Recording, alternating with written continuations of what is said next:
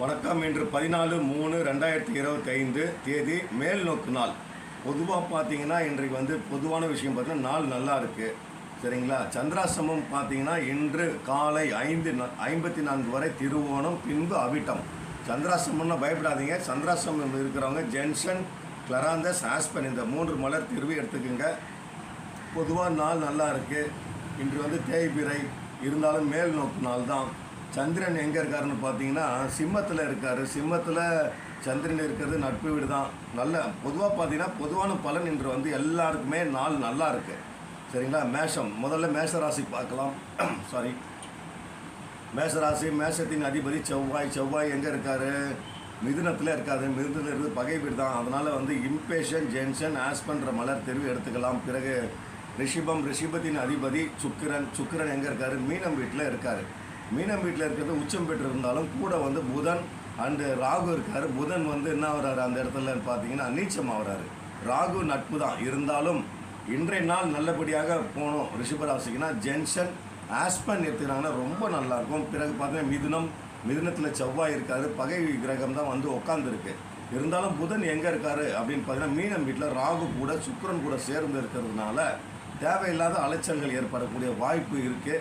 அதனால் இம்பேஷன், wild rose, gentian எடுத்துக்கிட்டாங்கன்னா நாள் நல்லாயிருக்கும். பிறகு கடகம். கடகத்தின் அதிபதி சந்திரன். சந்திரன் சிம்மத்தில் இருக்கார். சிம்மத்தில் இருக்கிறது நட்பு வீடாக இருந்தாலும் தேவையில்லாமல் மனசஞ்சலம் இருக்கும். அதனால் சிக்கரி, ஆஸ்பன், ஜென்ஷன் எடுத்துக்கிறது ரொம்ப நாள் நல்லாயிருக்கும். பிறகு கன்னிராசி. கன்னியின் அதிபதி புதன். புதன் எங்கே இருக்காருன்னா ராகு சுக்கிரன் கூட சேர்ந்து மீனம் வீட்டில் இருக்கார். அதனால் தன் வீட்டில் யார் இருக்காருன்னா கேது இருக்கார். ஆன்மீக சிந்தனையோடு மற்றவர்களுக்கு உதவி செய்யக்கூடிய வாய்ப்புகளும் நல்ல சிந்தனைகளும் மேலோகும். அதனால் வைல்ட் ரோஸும், ஸ்வீட் சேஸ்னட் அண்ட் ஜென்ஷன் எடுத்துக்கினாங்கன்னா நாள் நல்லாயிருக்கும். பிறகு துலாம் ராசி. துலாமின் அதிபதி சுக்கிரன். ராகு புதன் கூட சேர்ந்து இருக்கிறதுனால தேவையில்லாமல் அலைச்சல், திரைச்சல் எல்லாமே நடக்கும். அதனால் இம்பேஷன், ஆஸ்பன், கார்ஸ் எடுத்துக்கினாங்கன்னா ரொம்ப நாள் நல்லாயிருக்கும். பிறகு விருச்சகம்.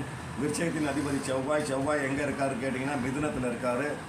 மிதுனத்தில் இருக்கிறது பகை வீடாக இருப்பதினால் இம்பேஷன், ஜென்ஷன் எடுத்துக்கினார்னா இன்றைய நாள் நல்லாயிருக்கும். தேவைப்பட்டால் ஆஸ்பன் எடுத்துக்கோங்க. பிறகு தனுசு. தனுசினுடைய அதிபதி பார்த்திங்கன்னா குரு. குரு எங்கே இருக்காருன்னா ரிஷபத்தில் இருக்கார். பகை வீடு தான். அதனால் பகையை மறக்க உள்ளுக்குள்ளே கோல்டு வார்லாம் இல்லாமல் நல்லபடியாக இன்று நாள் போனோம்னா ஜென்ஷன், ஆஸ்பன், கிளராந்தஸ் எடுத்துட்டாங்கன்னா இன்றைய நாள் நல்லாயிருக்கும். பிறகு மகர ராசி.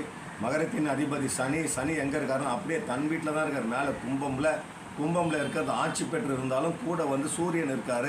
சூரியன் இருக்கிறது பகை கிரகம் தான். ஆனால் தந்தை கிரகம் சொல்லுவாங்க. மனசுக்குள்ளே வச்சுக்கிட்டே சண்டை பெருசாகும், கோல்டு வார் மாதிரி இருக்கும். அதனால் அந்த மாதிரி மனசு இல்லாமல் லேசாக இருக்கணும்னா ஜென்ஷன், இம்பேஷன் எடுத்துக்கிட்டாங்கன்னா நாள் ரொம்ப நல்லாயிருக்கும். கும்பராசிக்காரங்க. கும்பத்தின் அதிபதி சனி தன் வீட்லேயே தான் இருக்கார். தன் வீட்டில் ஆட்சி பெற்று இருந்தாலும் கூட சனி இருக்குது. சூரிய கிரகம் இருக்கிறதுனால பகை கிரகம் தான், சரியா. அதனால் ஜென்ஷன், இம்பேஷன் கூட தேவைப்படுனா மிம்லஸ் எடுத்துக்கினாங்கன்னா நாள் ரொம்ப நல்லாயிருக்கும். பிறகு மீனராசி. மீனத்தின் அதிபதி குரு. குரு எங்கே இருக்காருன்னா ரிஷபத்தில் பகை வீட்டில் தான் இருக்கார்.